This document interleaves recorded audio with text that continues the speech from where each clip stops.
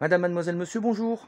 Alors aujourd'hui, une petite vidéo, je vais vous expliquer comment j'ai fonctionné l'année dernière et comment je recommence cette année pour pouvoir stocker des pieds de tomates dans une serre. Et là, je suis descendu l'année dernière avec une température de -7 un matin. Et -7 degrés, ça n'a pas abîmé mes pieds de tomates, ils n'ont pas gelé. C'est grâce à une masse thermique. Une masse thermique, un système de protection au-dessus, système de protection qu'on peut réutiliser tous les ans. Là, je vous fais une petite vidéo. De toute façon, ça sert à rien de faire une vidéo de 3 plombes pour expliquer un truc rapide. La seule condition pour que ça marche, il faut un bac à pâturage rempli d'eau. Allez, je vous explique tout ça.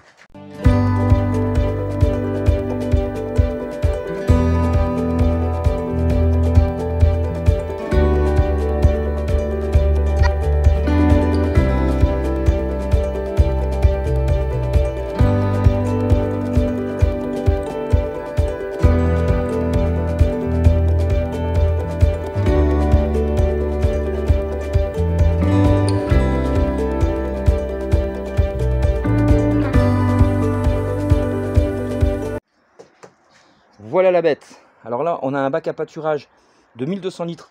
Alors là, on est en plein dans la permaculture, puisque ce bac à pâturage, il y a petit Lilou qui joue au Lego. Ce bac à pâturage, oui, on a une serre ici qu'on a rehaussée. On a construit des murs en pierre sèche autour. Donc déjà là, on a une première masse thermique sur un plancher en bois. Donc ce bac à pâturage sert l'été de piscine aux filles. Donc permaculture, c'est plusieurs utilisations pour un seul objet. Donc l'été, ça sert comme piscine, et l'hiver, enfin au printemps maintenant, ça va me servir de masse thermique. Donc ce bac à pâturage fait 1200 litres, il est rempli d'eau. Donc la journée, quand il y a du soleil comme ça, l'eau chauffe dans le bac à pâturage, monte à une certaine température. Et la nuit, quand la température descend, grâce à ce système, la chaleur qui a été accumulée dans l'eau de ce bac à pâturage va être restituée aux tomates. Donc là, je vous dis, l'année dernière, -7 degrés, j'ai pas eu de problème avec mes tomates. Donc l'idée, c'est d'investir. Bon, c'est un petit investissement, c'est un investissement d'une 50aine d'euros pour ce système là, d'investir dans des tubes. Vous savez, ces tubes qu'on utilise pour faire passer les fils électriques, on les voit là, de 3 mètres.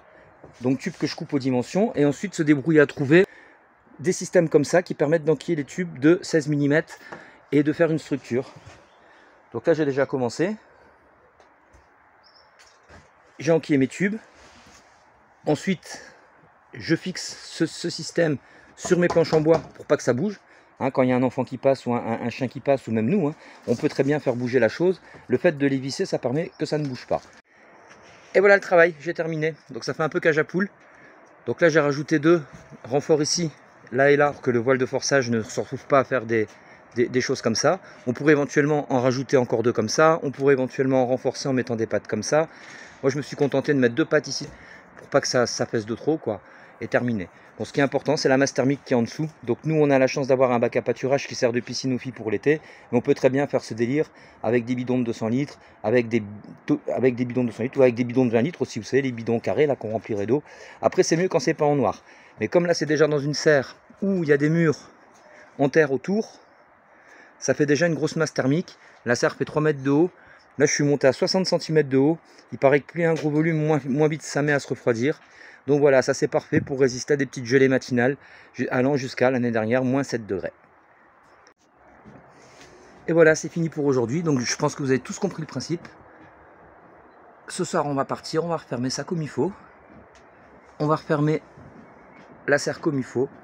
Et logiquement, les tomates, à partir de là, elles ne devraient plus souffrir du froid. Même si on descend à 4-5 degrés, c'est pas grave, ça les renforce. Et elles seront d'autant plus jolies une fois qu'elles seront implantées dans le potager. Donc on a un truc qui fait à peu près 4 mètres carrés. Alors ce qui est important, c'est de bien descendre ces bols de forçage, pas les mettre à ras.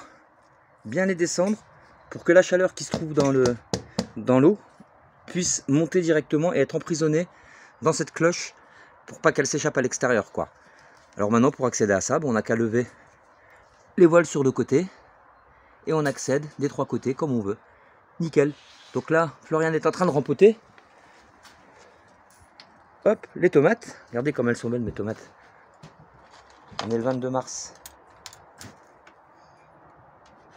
Et on va remplir cet endroit de tous les pieds de tomates rempotés. Et ils vont rester là jusqu'au moment d'être mis en pleine terre.